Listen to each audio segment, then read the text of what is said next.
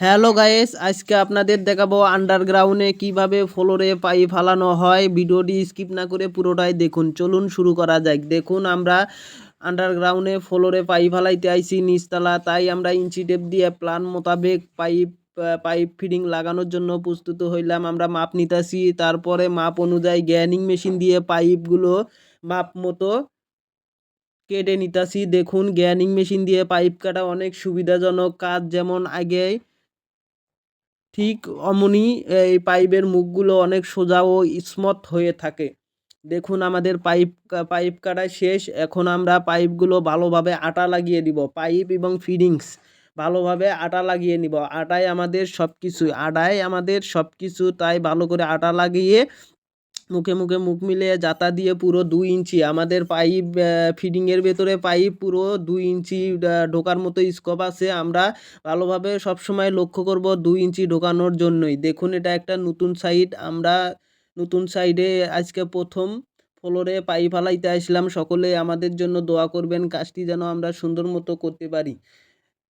দেখুন প্রথমে টির 2 মাথার শর্ট পিস লাগিয়ে নিতেছি। আর আমরা ফ্লোরে সবসময় ব্যবহার করি শর্ট ট্রাপ। কেউ বা বলেন শর্ট ট্রাপ, কেউ বা বলেন ফ্লোর ট্রাপ। কোন দেশে কে এটার নাম কি বলে থাকেন অবশ্যই ইনবক্সে বলে যাবেন। দেখুন আমাদের শর্ট ট্রাপগুলো উপরের যে শর্ট পিসটা আমরা এটা মাপ মতো কেটে উপরে বোন ক্যাপ মারিয়ে নিছি। বোন ক্যাপ মারার উদ্দেশ্য এই সাইডটা ফ্লোরে পাইপ ফালানোর পরে দোতলার ছাদের কাজ চলবে, দোতলার বাড়িওয়ালা থাকবে, এই জন্য নিচতলা আপাতত খোলামেলায় রাখবে। এই জন্য কতদিন রাখে না রাখে এর কোনো ঠিক ঠিকানা নাই। এই জন্য আমরা বোন ক্যাপগুলো মেরে নিছি যাতে ময়লা মুইলা না যায়। দেখুন আমাদের এখন টির ভেতরে যেহেতু এখানে আমাদের একটা ওয়াশরুমে গোসলের ওয়েস্টারের লাইন হবে একটা, আর ময়লা যে লো কমেন্ট বসবে লো কমেন্ট লাইন একটা, এখানে ময়লা পানি আমরা একটাই দিয়ে দিয়েছি।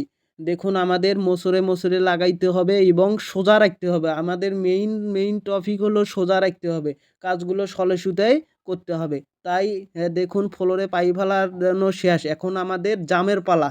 অবশ্যই আমরা যে 10 ইঞ্চি ওয়ালগুলো ভেঙে পাইপগুলো বাইরে পাস করেছি, এই ওয়ালগুলো আমাদের নিজ দায়িত্বে ঢালগুলো মেনটেন করে এগুলোকে জাম দিতে হবে।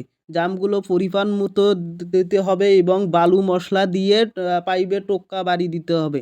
পাইপে টোক্কা বাড়ি দিলে আমরা যে ছিদ্রিগুলো ইটগুলো খুলে হালাইছি, এটার পাইপের গ্যাপ গুপে যা যা আছে সবই একবারে মিহিনভাবে লেগে যাবে, আর ভবিষ্যতে কোনো সমস্যা হবে না। দেখুন শর্ট ট্রাপের গোড়াতেও আপনারা সুরকি সিমেন্ট বালু দিয়ে মিশ্রণ মাল বানিয়ে এরকম শর্ট ট্রাপ জাম দিয়ে দিবেন। এরকম জাম দিলে আর কোনো সমস্যা হওয়ার চান্স থাকবে না। ইনশাল্লাহ আশা করি বুঝতে পেরেছেন। ধন্যবাদ।